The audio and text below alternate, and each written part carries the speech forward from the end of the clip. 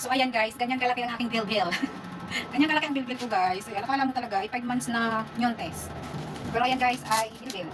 So araw-araw ako maglalagay nito or magsusuot nitong Happy Diary na corset or body shaper. Ang size nito guys ay small. Tapos ang aking waist ay 29-30. Maliit kasi ito guys, pero pinagkakasya ko. Hindi naman siya ganun kahigpit. Ayan, sa kapatid ko kasi ito, pero ayan. Susuot natin. Ano naman parang nyontes. Nyos ko po, Robe. Ayan. Tsaka masakit din yung likod ko guys. Kaya nakakatulong talaga tong corset na to. Hindi ko lang siya masyadong hinihigpitan kasi maliit nga ang size nito guys. Ayan. Masakit kasi yung likod ko. Kaya nakakatulong din talaga yung ganitong corset.